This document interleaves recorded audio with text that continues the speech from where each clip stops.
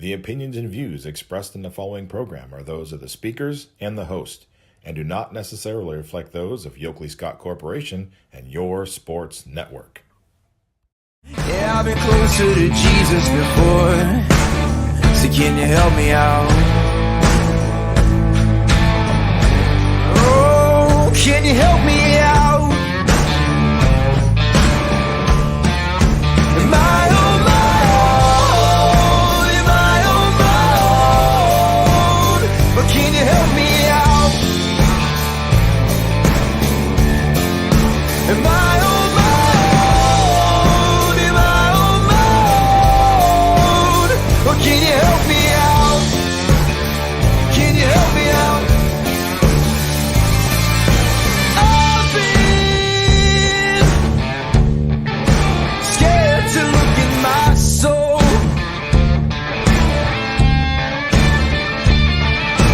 I've been afraid I would follow the road. Yeah, afraid of the things I've been told. Hello, everybody. Welcome inside a Monday episode of Running Point on YSNLive.com. Brought to you, as always, by Greenwood Chevrolet in Austintown. Anthony Hartwig with you. Remember that Greenwood Chevrolet, they go the extra mile for you, and we try to do the same here on this show every single day. We thank Greenwood Chevrolet for their constant support of not just Running Point, but everything that we're able to do on YSN. And with Greenwood Chevrolet, scheduling a service appointment is simple. They have an online feature. Fill out a couple of questions, find the time that works for you, confirm the appointment, and they will take care of the rest.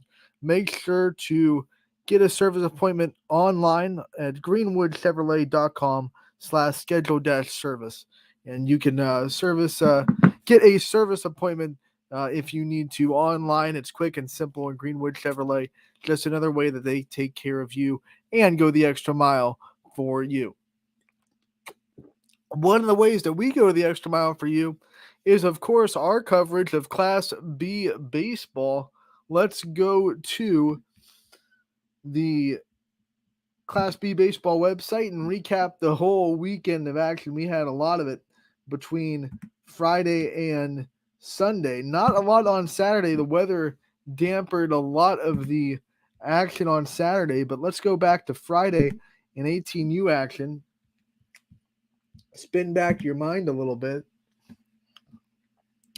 And as we look at Friday, the first game on tap Friday night was Nightline taking down Dura Edge by a final score of 9-2.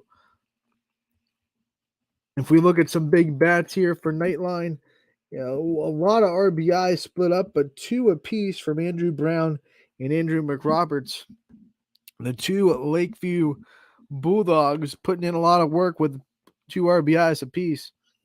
And then you look at RBIs from Nate Freeland, Logan Kayavek, and Chance Lasco all knocking in an RBI. And you look at Kayavek and Lasco both with 3 hits, 3 for 3 for Kayavek. He was not retired, 2 runs scored and a walk. And then Lasco went 3 for 4 with a run scored. Also an RBI from Santino Cambodi, who went 1 for 4 with a run scored in that RBI as well for Nightline. So a big day for the Nightline bats, but their pitching was pretty good as well. Ronnie Harper got the win. He went 6 innings, gave up just 1 earned run on 4 hits, struck out 7, walked 2 on his way to the win for Nightline. The Dura Edge did get a little bit of offense, an RBI from Zach Ganser, and then an RBI as well from Devin Doherty, who went 1 for 2 with a walk on his day. Let's go to the rest of the 18U schedule and see what else happened. Prospects taking down Whiting 6-3, the final score here. Prospects getting their big bat contributions from Taynor Janosko, who went 1 for 2 with a run scored, a walk, and an RBI. Carter Knupp went 0 for 2, but did get the walk. RBI from Olindo Pizzone, who went 1 for 4 with a run scored. RBI on a 2 for 3 day from Gino Lazzari. No surprise there. He also drew a walk and scored a run. For Whiting, they had an RBI from Nick Thomas, who went 1 for 3, as well as an RBI from Corbin Sevick, who went 1 for 3, and then a perfect day at the plate from Aiden Leindecker, who went 3 for 3 with a run scored.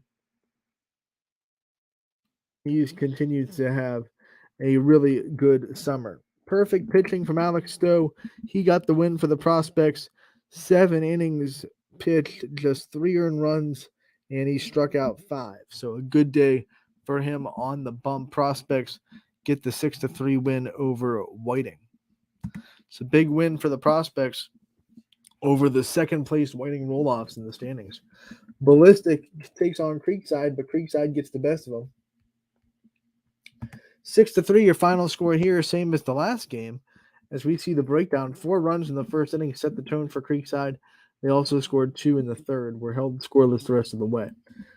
Big bats for Creekside. They had RBIs from a lot of different people, but 2 of them came from Carter Owens. He didn't get a hit, but he did get the 2 ribbies there. 1 for 2 at the plate goes Freddie Sinadak, who went 1 for 2 with the RBI. They also had an RBI from Nick Magnifico, who went 2 for 3 on the day with that RBI. Danny Flynn drew a walk with an RBI, and then a 2 for 3 day for Peyton Zupko with an RBI, a walk, and a run scored. So a good day for him for Creekside.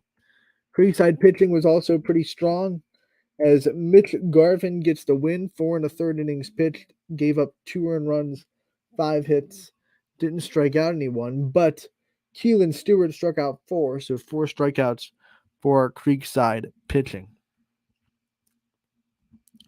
Ballistic got a little bit of offense. They were able to get RBIs from Evan Tomasic and as well as Donovan Sullivan getting RBIs. Multiple hit day for Brock White, who went 2 for 3 on the day with a walk drawn. Let's go into the next game of 18U on Friday. And we see that the next one is Avalanche taking it to the Athletics, 11-1. Final score here. And the Avalanche score 1 in the first, 5 in the third, 5 more in the sixth to make it 11 runs on 14 hits, 2 errors. And as you can imagine, with an offensive output like that, RBIs are everywhere in the lineup, but 3 of them come from Jacob Maddox, who went 2 for 3 with 3 RBIs, 2 runs scored, and a walk. They also got a pair of RBIs from Jack Strausser, who went 1 for 2 with a walk, a pair of RBIs as well, on a perfect day from Bennett Hine, who went 2 for 2, a walk, a run scored, and 2 RBIs. So a good day at the plate for the Avalanche, but they also had really, really good pitching from Richie Preston. He gave up no earned runs on 3 hits in 6 innings, struck out 10, walked 3, and he did it all in just 101 pitches. That's efficiency right there, if I've ever seen it. So the Avalanche all over the Athletics in this one. Let's go to the last game on the night on Friday, and it was the Astro Falcons taking care of Eagleware quite easily by the final score of 12-0. Falcons got 3 RBIs from Jack Lute, who went 2 for 3 with 2 runs scored. 2 RBI day from Antonio Cordero, who went 2 for 4 with 2 RBI. Also 2 RBIs from Zach Herb, who went 1 for 3 with 2 runs scored, and then a pair of RBIs as well.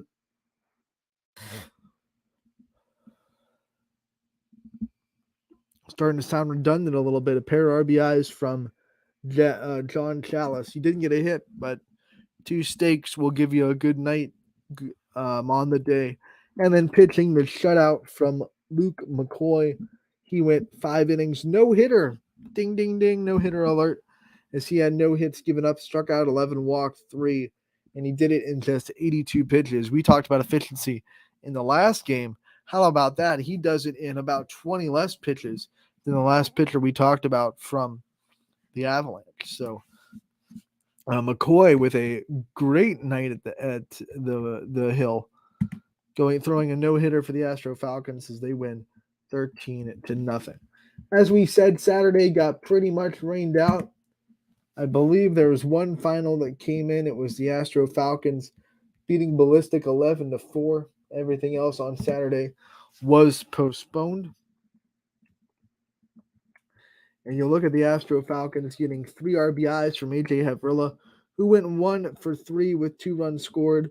A pair of RBIs from Ben Kern, 1 for 3 on the day for him. An RBI from Joey Perry, 1 for 3. An RBI as well from Antonio Cordero, who went 1 for 3 with a run scored and a walk.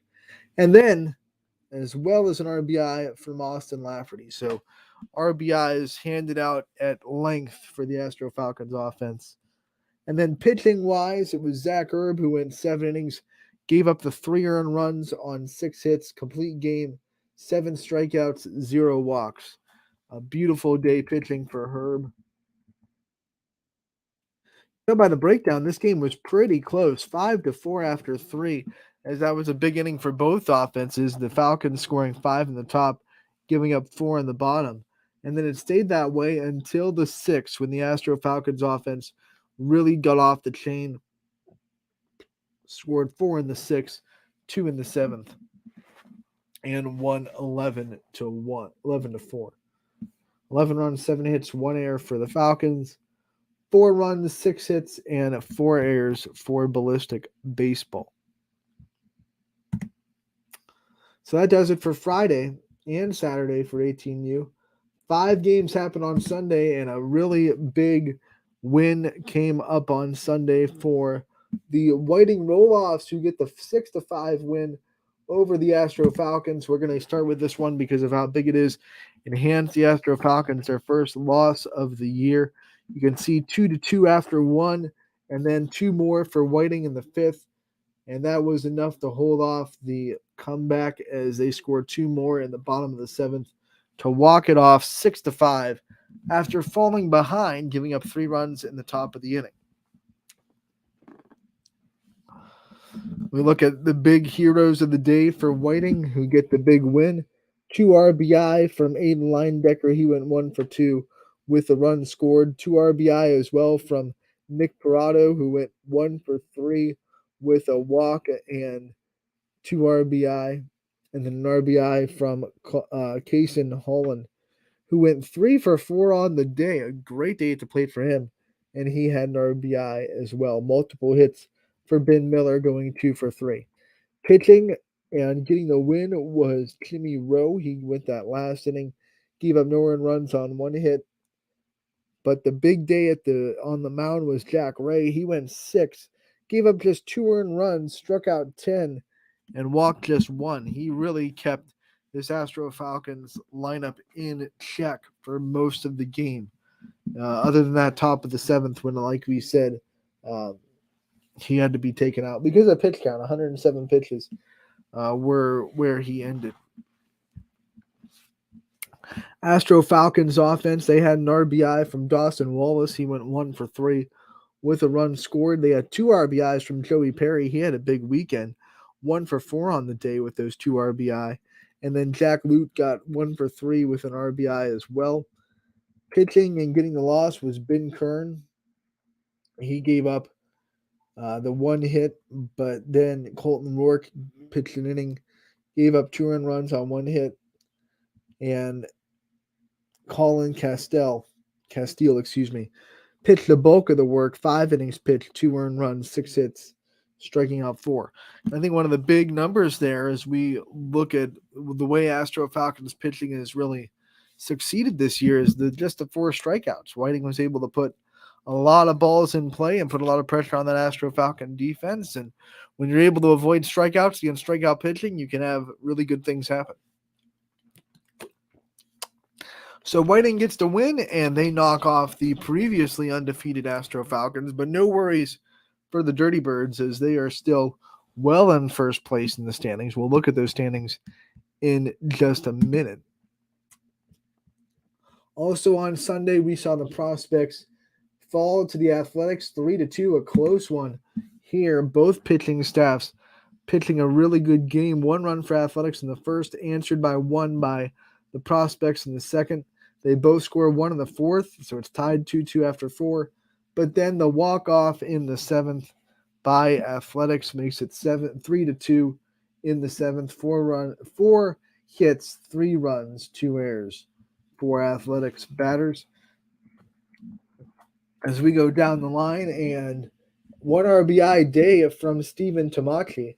He went 1 for 2 with the walk, so a big day for him at the plate, hitting 500. They also had an RBI on a hitless day from Gavin Fulgren. He did draw a walk with an RBI.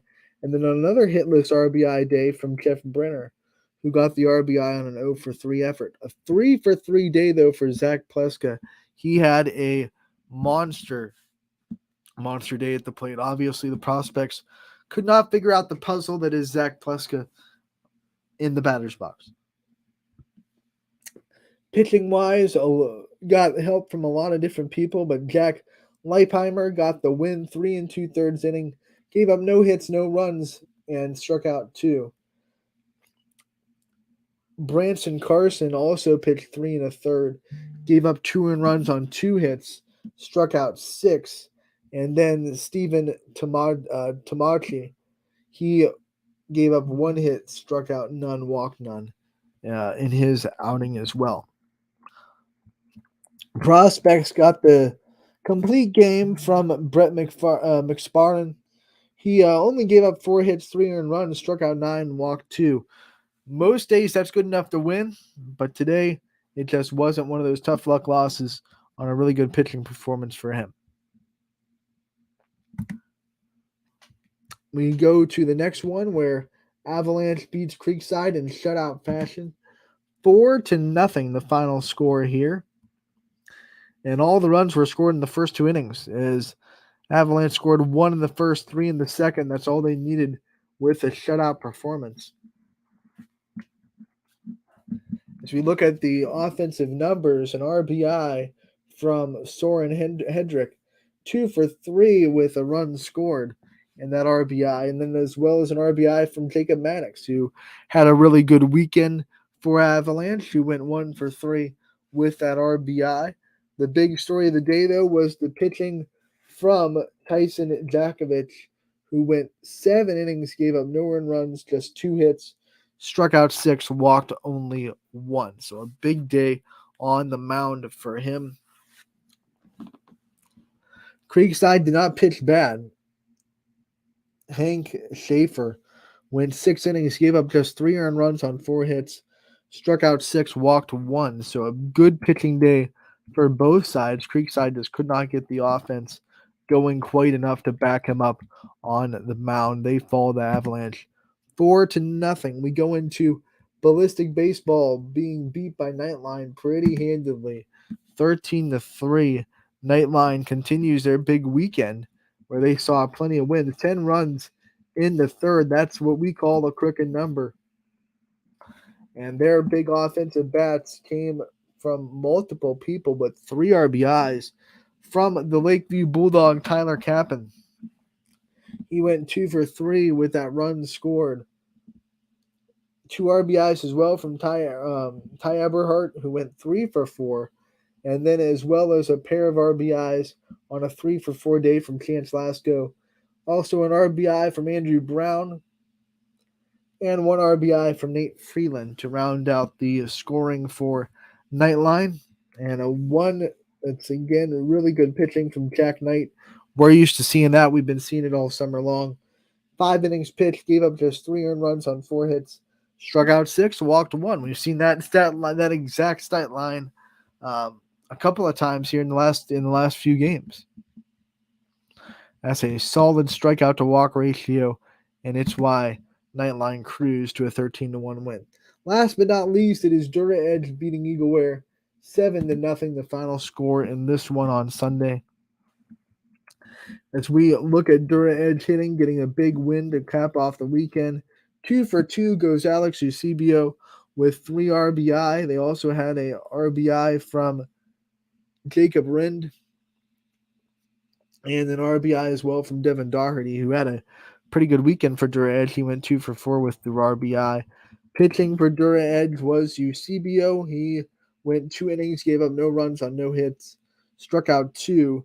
Ethan Fiesel got the start in the win. He went 5, gave up no earned runs on 3 hits, struck out 8 and walked 2. So a good pitching performance from both Fiesel and Eusebio, both YSN Columbiana County kids, one from Crestview, one from Columbiana, and they both shine bright on Sunday night. So that does it for the weekend of 18U.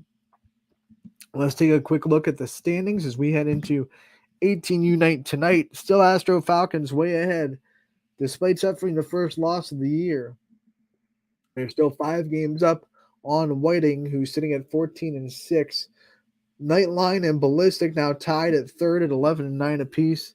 We have Avalanche sitting at 10-10 with Ballistic Baseball at 10-10 as well.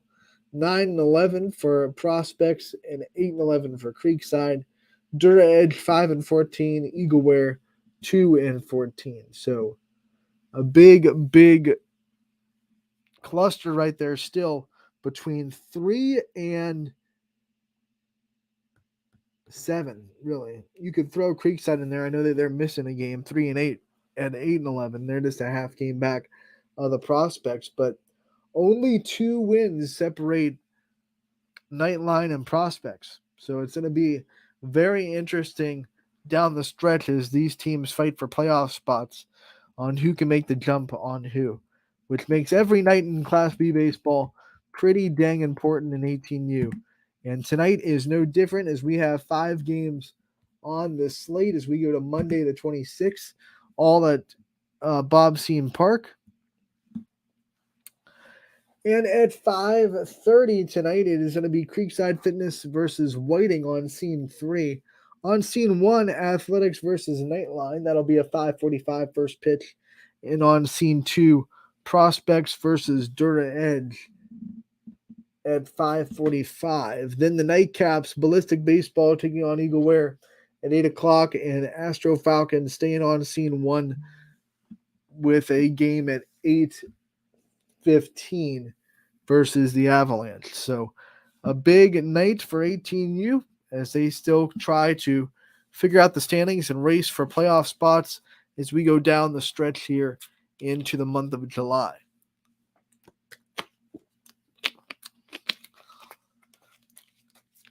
We do have one more thing to take care of with Class B baseball, and that is the 16U division. Their big day was on Sunday. Of course, their games on Saturday got canceled because of the rain, but there were 10 games happening from 16U on Sunday, so a lot on a Sunday afternoon, morning, and night. As the first one to happen was a 2-run game. Eagleware gets the win over Dura Edge 6-4, the final score there.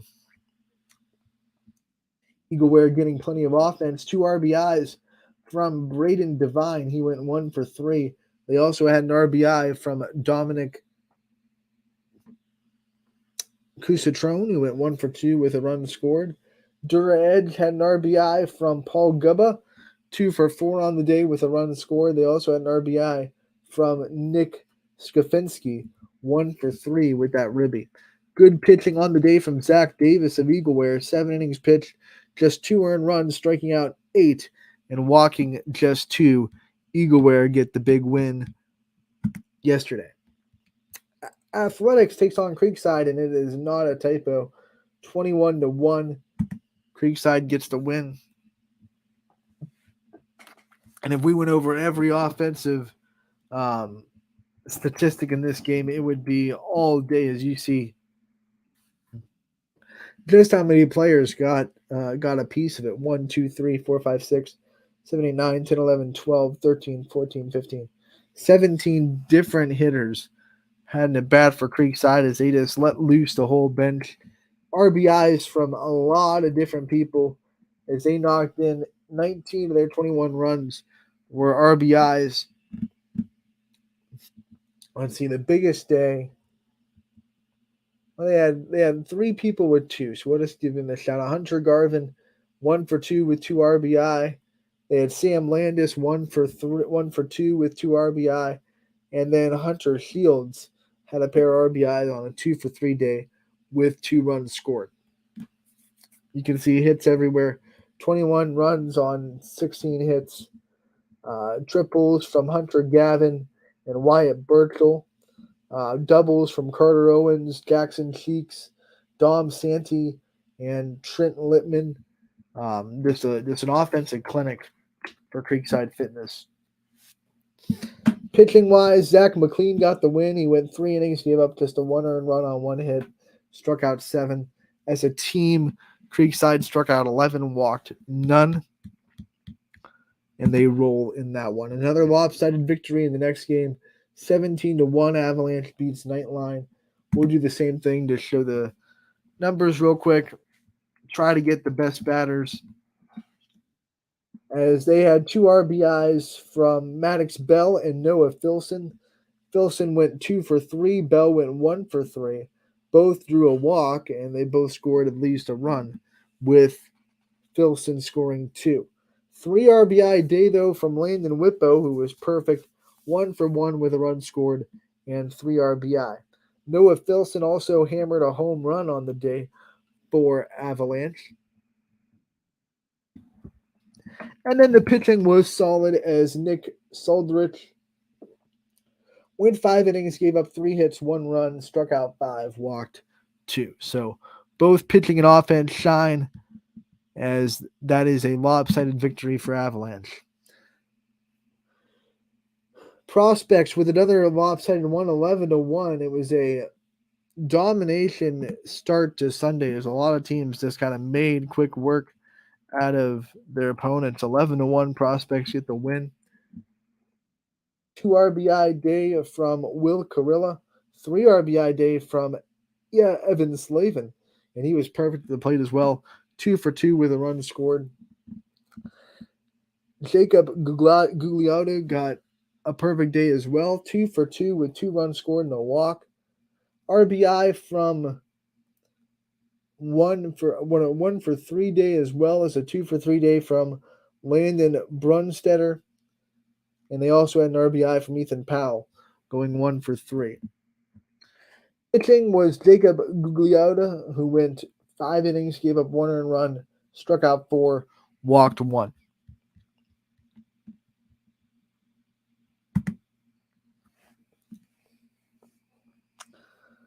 Athletics doubles up Eagleware 10-5, the final score in this one. A little bit more competitive than the games that we saw before, as we have 2 RBIs from Dylan Simpson. No surprise there from Athletics, as he didn't get a hit but drew a walk and had 2 RBI. An RBI from Luca Franzaglio, who went 1 for 1 with the 2 runs scored and a walk. Pitching wise for Athletics, Tyler Wilson gave up 2 earned runs on 2 hits, struck out 3.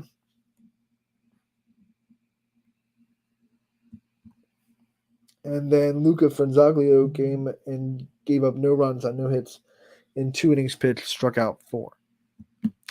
10-5, Athletics get the win.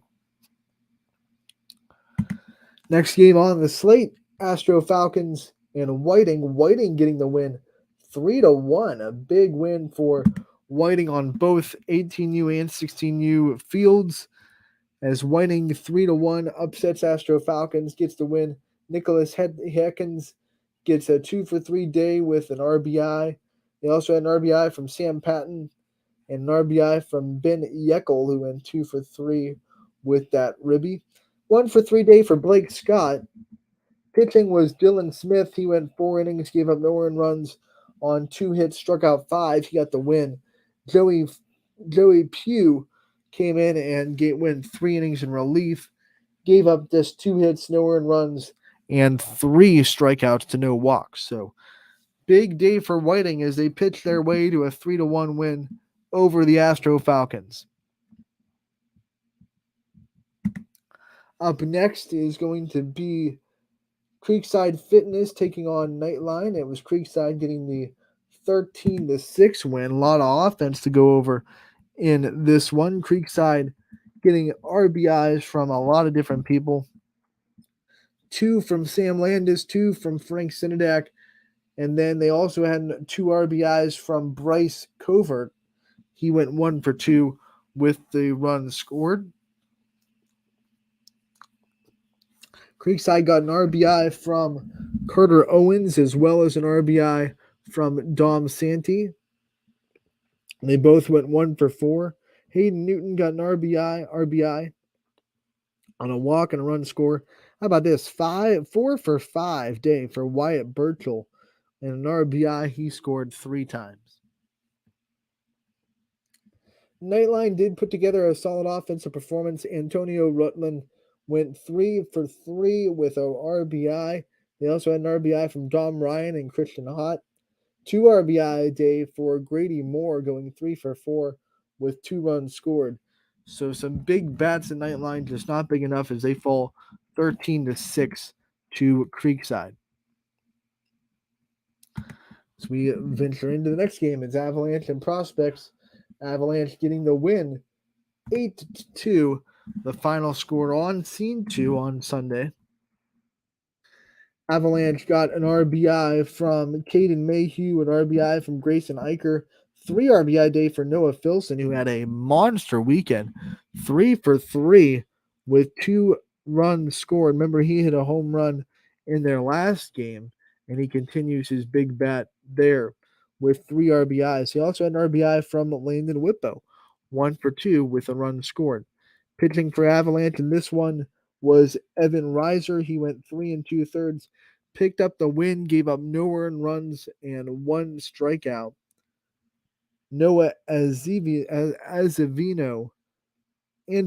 got 3 1/3 innings of relief, gave up 2 earned runs on 1 hit. And Avalanche cruised to an 8-2 victory.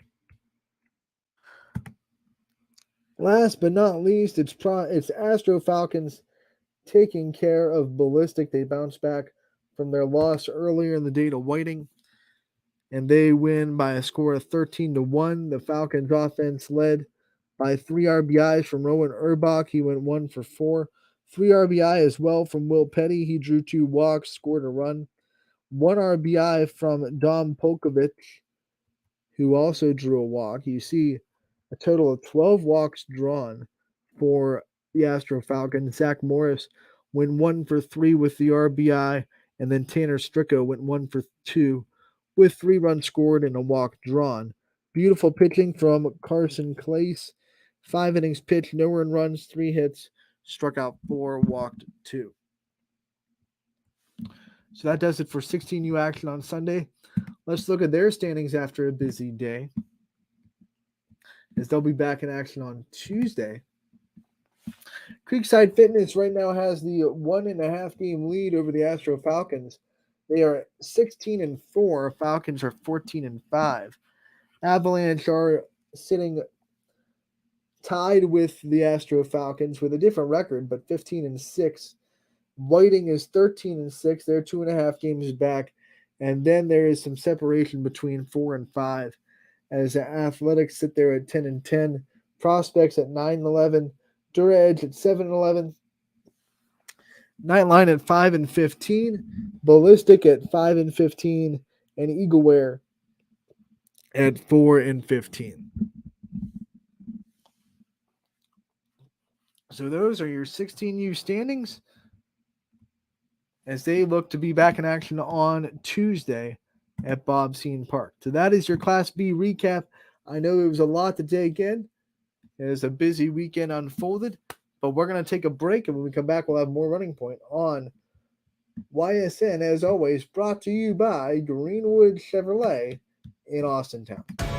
21 News delivers the news as it happens, using the latest technology from where it happens.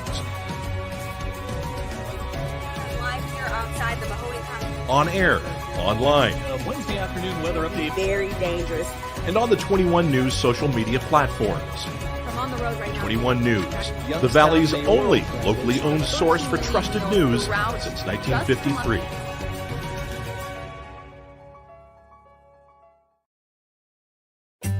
As fine as the eye can see, the finest hardwoods from the finest trees.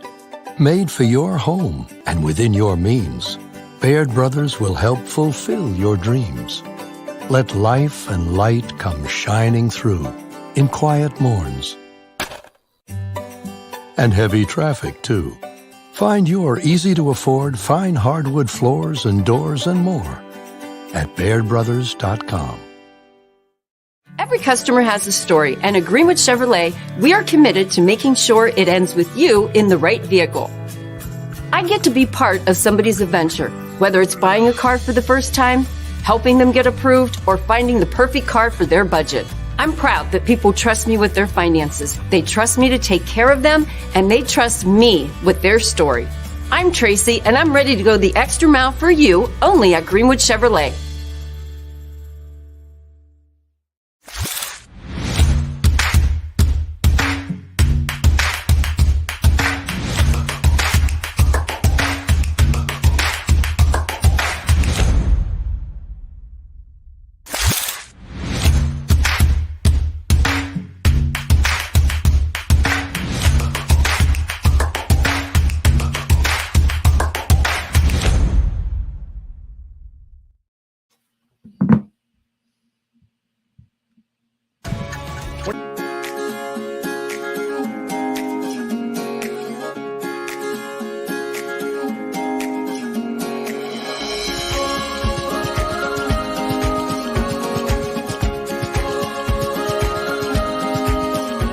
Locally owned and operated, Sheely's relaxed shopping experience means browsing and lounging is always encouraged.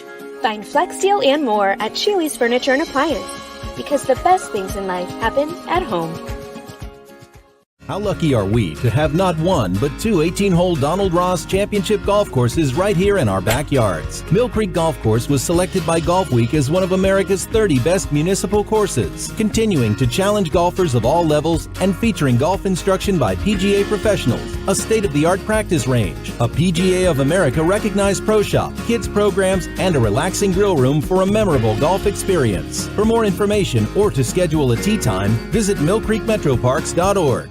Fall is in the air. The kids are back to school, crowds are cheering for the home team, and Myers Family Insurance is prepped for another crazy Medicare season. Every year there's changes, some big, some small, so it's important to have a conversation to make sure your plan is going to meet your expectations for the coming year. Give our team a call today to schedule your annual review. For all your Medicare needs, call Myers Family Insurance or visit us on the web. Check us out online at MyersFamilyINS.com. Going from mindful to mindful sometimes requires a helping, healing hand. Insight Clinical Counseling and Wellness offers a continuum of mental health and wellness care. At Insight, we're changing the way you receive counseling and wellness services with experienced licensed clinicians and expertly trained wellness staff. With 4 locations in Mahoning and Columbiana County, along with telehealth services, Insight offers clients quick access to care when they need it. Transform your mental health and wellness at Insight Clinical Counseling and Wellness.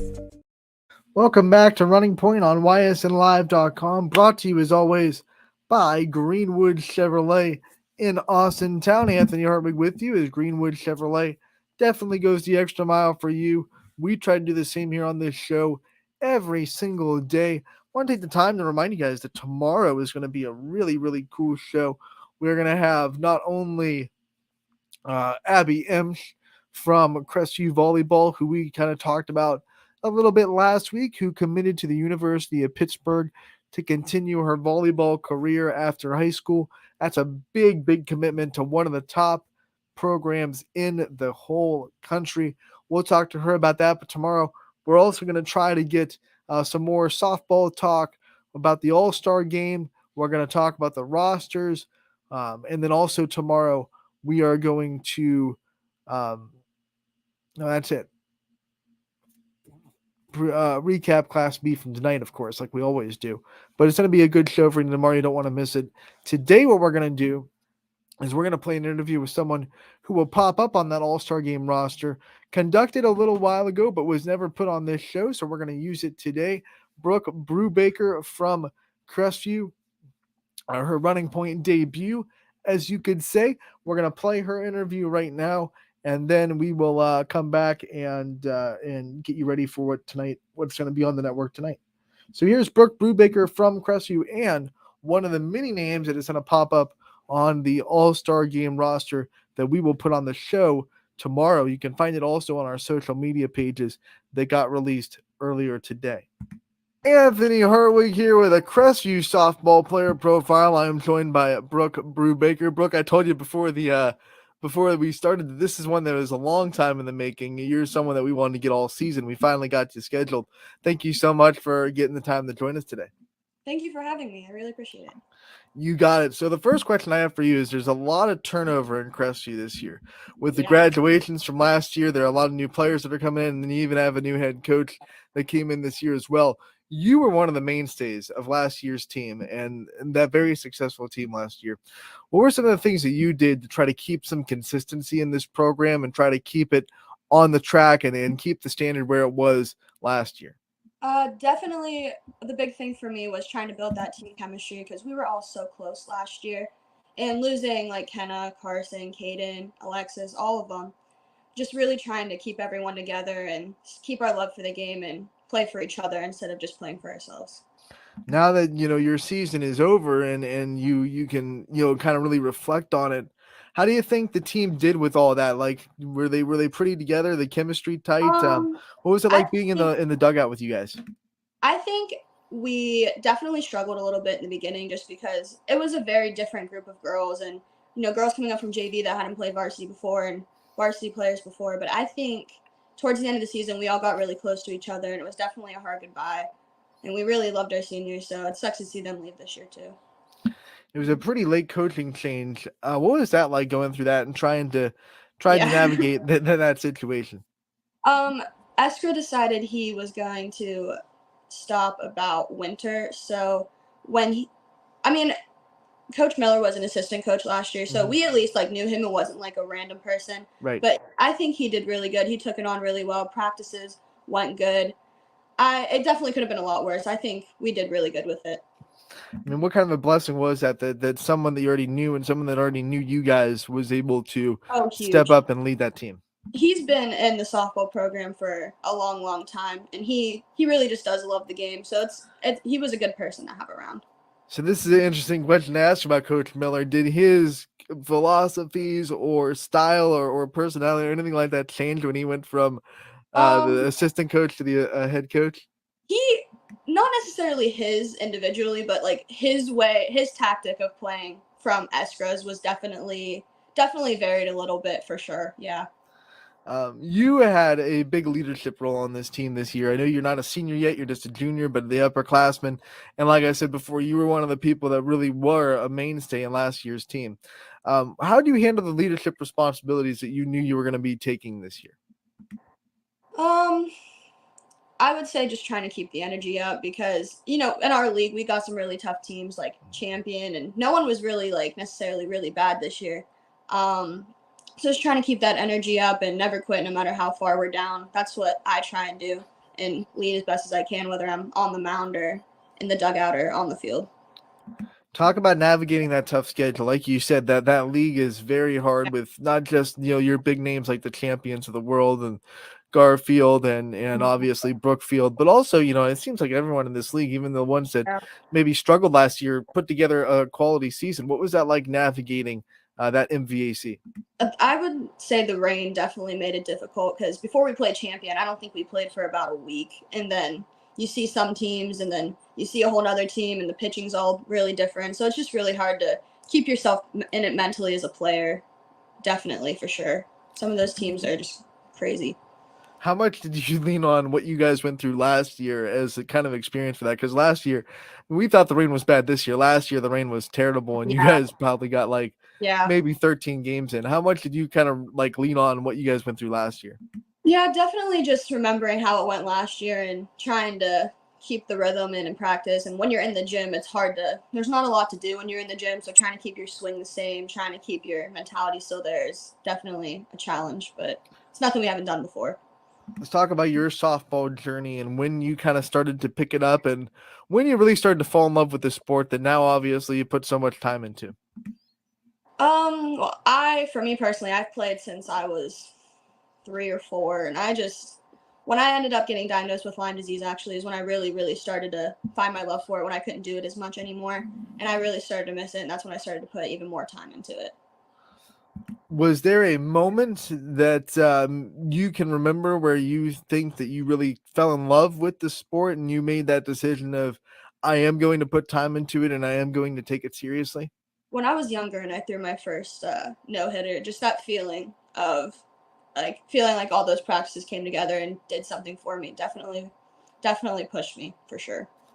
What are some of your first memories of being on the softball field? Because you said you started when you were 3 or 4. I'm guessing that some of those times at 3 and 4 and 5 may be outside of the memory bank. So what are some of your first memories of I can playing remember softball?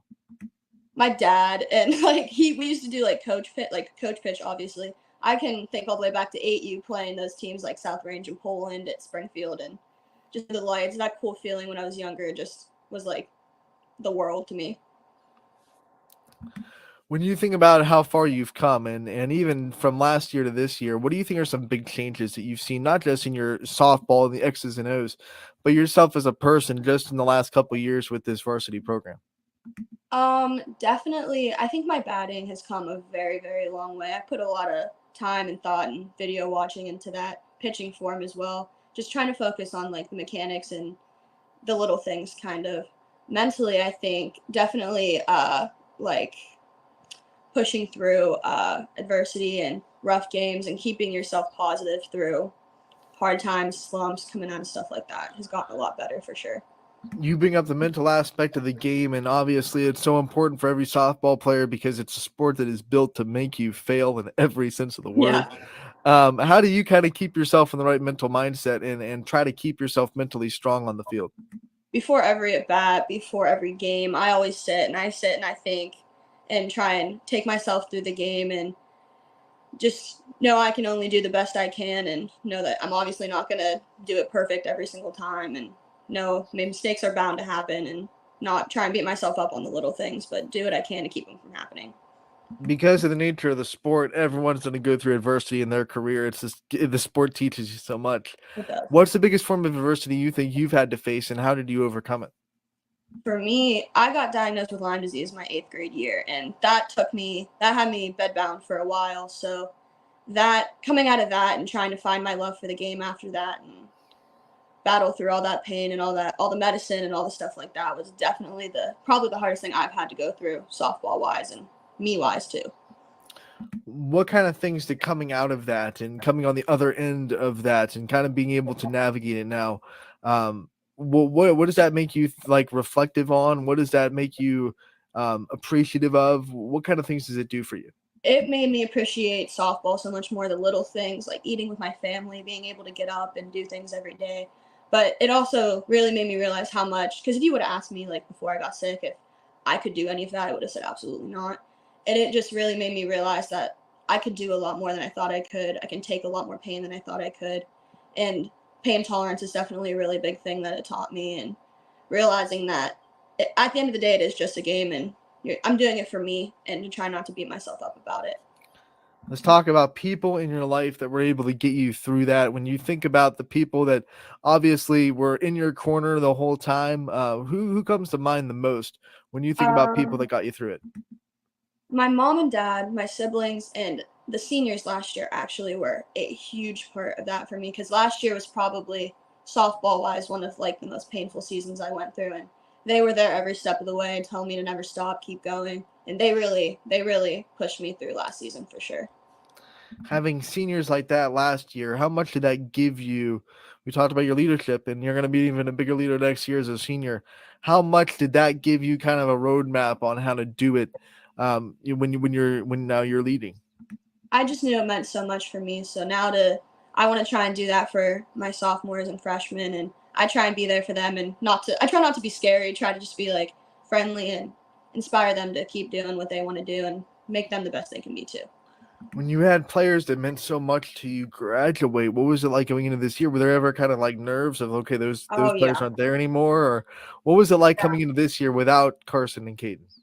Especially because Coach Miller was going to be the head coach now. It was like just so different. And when we had that first bus ride with them there, even in winter when we were playing, it was just like so weird having Caden on the mound or even in the dugout because they were really just such like so energetic and so happy. Carson behind the plate is just like such a relief too all the time. Brenna does really good back there for us this year, but without their energies going, it was definitely something to adjust to for sure. Let's talk about your travel softball that you get to play in the summers as well as your varsity level softball experience. How much does that help you build yourself as a player, and how much does that experience in the summers playing travel ball build you as a softball player?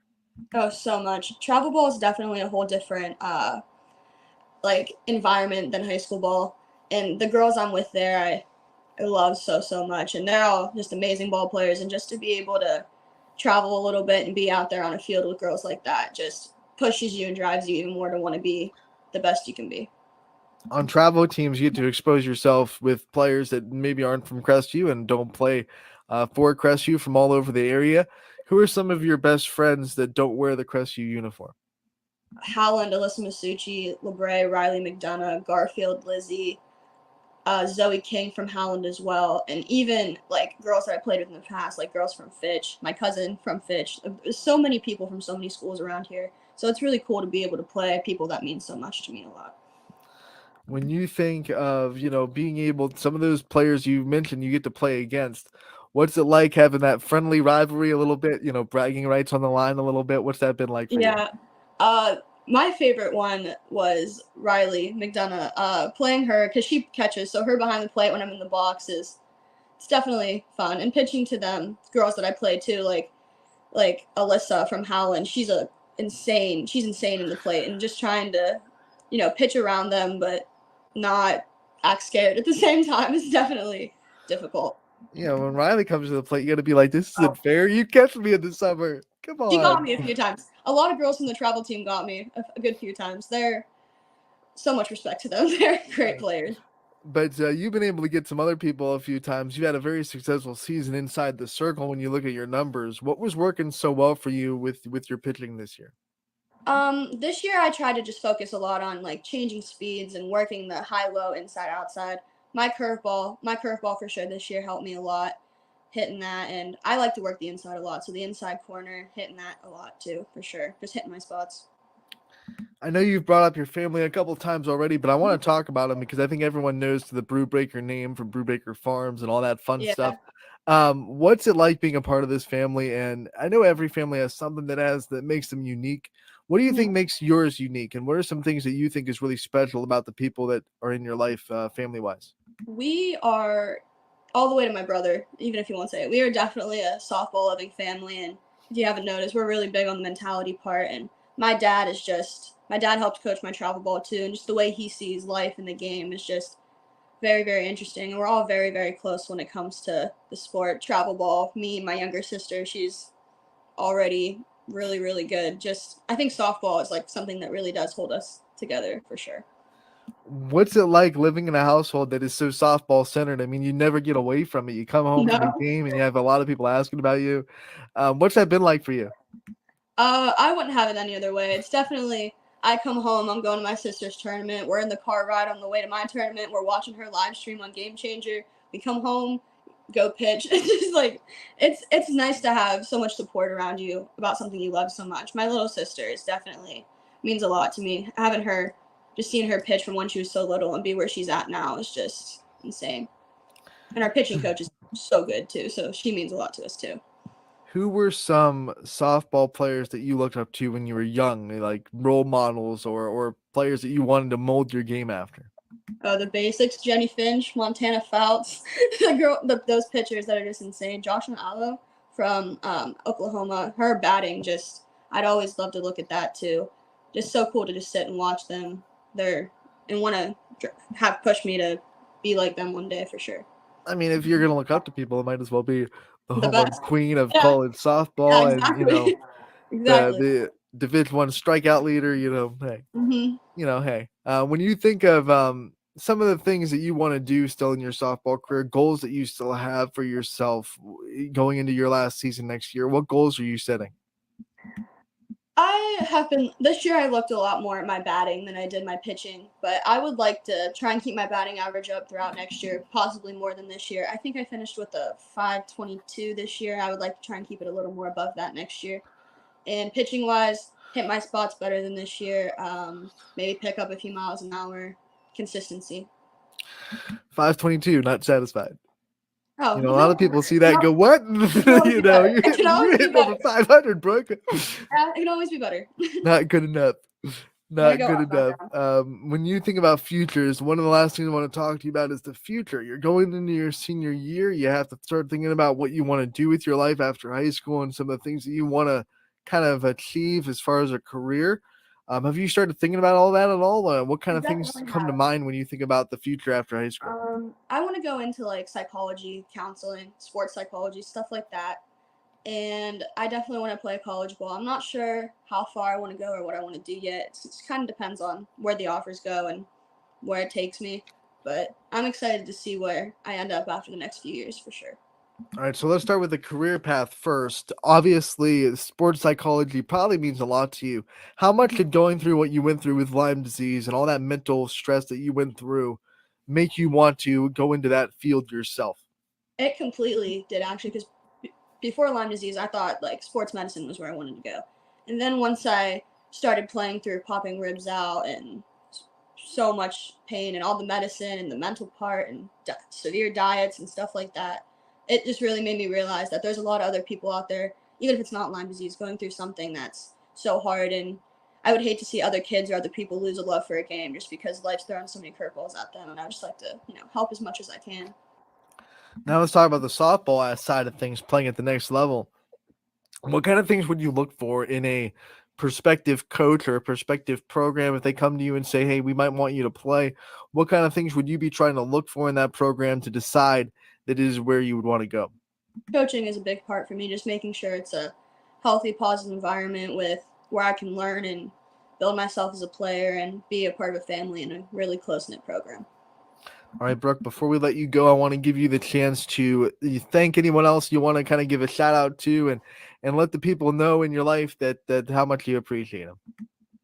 I want my family, friends, all of them, and Jacqueline Carpenter, my pitching coach. She has pushed me through things that I could not think I would have ever went through, and I just want to say thank you to her for sure. All right, Brooke, we want to thank you for your time. Glad we're finally able to get this scheduled. We appreciate it. We wish you the best of luck going forward into your summer and into next year as well. And we look forward to talking again real soon. Thank you. Have a nice day. Perfect way to end today's show with Brooke Brubaker. An interview with her, the Crestview standout, which will be featured on Wednesday in the YSN All-Star Game. 7 o'clock, YSU. Make sure you're there. And tomorrow, we'll go over all the rosters and all the spots that are filled with the YSN All-Star Game. Also, tomorrow, don't miss a live interview at 1 o'clock with Abby Emsch from Crestview as we talk about her committing to play at Pitt Volleyball after her high school career has finished. That is really exciting news. Can't wait to talk with her tomorrow live on the show at 1. We'll have Class B roundup from tonight, and we will also talk YSN softball all-star game rosters tomorrow as well. Don't miss a minute of the action. Tomorrow, 1 to 2 on Running Point. As always, we are brought to you proudly by